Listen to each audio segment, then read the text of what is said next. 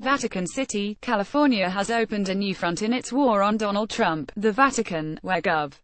Jerry Brown on Saturday sought to enlist the Catholic Church in his effort to undermine the president's climate policies abroad. Brown, addressing a somber gathering of scientists, politicians and religious leaders here, rebuked Trump's rejection of main climate science as a lie within a lie, urging religious establishments to help awaken the world to efforts to reduce greenhouse gas emissions. Story continued below. The conspicuous repudiation of the president, in this center of Christendom on the eve of next week's international climate talks in Bonn, Germany, served to underscore Brown's role as one of the most prominent figureheads in the anti-Trump resistance. But it also highlighted California's deep antipathy toward the president on a global stage, allying the nation's most populous state with the international community against the backdrop of simmering tension between the White House and Pope Francis on climate change. The Pope, who did not appear at the conference, implicitly criticized the president in October for withdrawing from the Paris Climate Agreement, a decision that weighed heavily over the gathering. Brown wasn't the only Californian emphasizing the American divide over global warming, or the state's determination to blaze its own trail on the issue. Rallying the same audience the previous day, California Democratic State Senate leader Kevin De Leon cast California's leaders, and not, explicitly, Washington's, as the faithful stewards of God's creation. By signing up you agree to receive email newsletters or alerts from Politico. You can unsubscribe at any time. Daniel Kamen, the University of California, Berkeley professor who resigned noisily from his role as science envoy to the State Department in August, called Trump's election America's existential crisis and encouraged efforts to impeach him. And California Democratic Congressman Scott Peters said the relatively large proportion of U.S. Congress members who are Catholic is one reason why Pope Francis' commitment to making environmental stewardship a priority of his papacy has such a potential to affect American climate policy.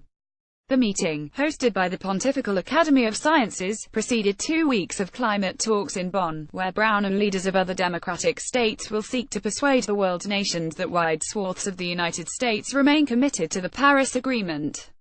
Trump's withdrawal from the pact has cast a cloud over the upcoming gathering in Germany. Still, California's Democratic governor minimized the significance of Trump's withdrawal from the accord, saying the decision helped focus public attention on the issue. In comparison to worldwide efforts to address climate change, Brown said, the Trump factor is very small indeed. Instead, Brown called for a fundamental transformation of people's way of life. It's not just a light rinse, Brown said. We need a total, I might say, brainwashing. We need to wash our brains out and see a very different kind of world. Yet the Catholic Church's ability to move American public opinion on climate change remains in doubt. For one thing, relations between Trump and the spiritual leader of America's 50-plus million Catholics remain cool after Pope Francis criticized Trump on issues ranging from climate change to immigration to refugee resettlement. The state of relations between the Pope and Trump is not good and has never been good, longtime Vatican analyst Jacopo Scaramuzzi said in an email. They are openly at odds on almost every point, from personal style of life to issues as climate change and migrations, from attitude towards China, Iran or Cuba to the concept of people, and populism. While the Pope's encyclical on the environment served as an inspiration for negotiations in Paris 2 years ago, many climate activists hoped lobbying by a popular religious figure might also nudge public opinion on climate among conservatives in the United States. There is little evidence that has happened. Following the encyclical's release and the Pope's 2015 U.S. tour, researchers at the Yale Project on Climate Change Communication found a short-term increase in the number of Americans who said climate change was a moral, social justice or poverty issue. Soon after, however, they found public opinion returned to pre-encyclical levels. It was him coming to the United States, where he got 247 wall-to-wall coverage. We saw a significant impact on public opinion, said Anthony Leiserowitz, director of the Yale Project on Climate Change Communication. We also found that 6 months later, that effect had faded away. Bob Inglis, a former Republican congressman whose views on climate change contributed to his defeat in a South Carolina primary in 2010, said of the Pope's encyclical, I do acknowledge that it hasn't exactly, yet turned into the barn burner that I had hoped that it might have been. For conservatives, Francis may be an imperfect messenger, controversial for his relatively progressive views not only on climate, but on marriage and immigration. The Pope and Trump traded jabs during the presidential campaign last year about Trump's proposal to build a wall along the US-Mexico border, and Trump announced his withdrawal from the Paris Climate Agreement just days after a visit in which the Pope handed him a copy of his encyclical, Laudato Si'. "I've got a Catholic friend in Congress who will go nameless, who told me that, and he was only halfway joking, that he thinks this Pope is the Antichrist," Ingles said. "There's a contingent of American Catholics who really think that the Pope has left the reservation." Ingles said he is optimistic for the long-term effect of the Pope's advocacy on climate change, as the issue is taught in local parishes and other religious organizations. Climate activist Bill McKibben said the Catholic Church is one of those bureaucracies through which things work their way kind of slowly, and he said its effects will likely percolate for years.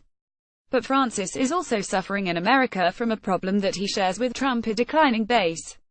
Though about 0.9% of American adults are still affiliated with the Catholic Church, their numbers are in decline. A survey last month from the Pew Research Center found a majority of U.S. adults do not think it is necessary to believe in God to be moral. And regardless of religious affiliation, climate change has failed in recent elections to register a top level of concern for most voters. Jim Nicholson, the former Secretary of Veterans Affairs and Republican National Committee chairman who served as ambassador to the Holy See under George W. Bush, said Trump's relationship with the Vatican got off to a ragged start but has improved steadily and is now pretty good. He cited Trump's nomination of Callista Gingrich, the wife of former House Speaker Newt Gingrich, to be ambassador to the Holy See. "There are obvious differences on some subjects, like climate and immigration and the death penalty, always. But there's an awful lot of alignment in values, religious freedom and trafficking and life," he said. Trump has said he is withdrawing from the Paris Agreement because it puts the United States at a very, very big economic disadvantage. But he heartened many religious leaders with his appointment of Neil Gorsuch to the U.S. Supreme Court in his opposition to funding for non-government organizations that perform abortions.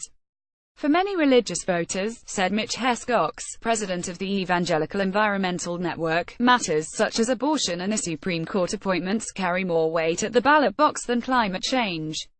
The problem is that climate change is not on the radar screen of the reasons they vote yet at this point in time," Hescox said. "That's my job, is to help them to see why it is as important as being pro-life. Our number one message is that climate change is a pro-life issue." Climate experts stewed throughout the Vatican meeting over global climate projections they described as horrific, terrifying, and depressing. Brown, who left the Vatican for an 80-minute meeting with Arturo Sosa, the Superior General of the Jesuits, said Saturday night that he is going around enlisting allies in the battle over climate change. "What it all comes down to is we've got to act sooner, and we have to act more decisively, and that's not happening," Brown said. "There's real horror in store for us if we don't take action."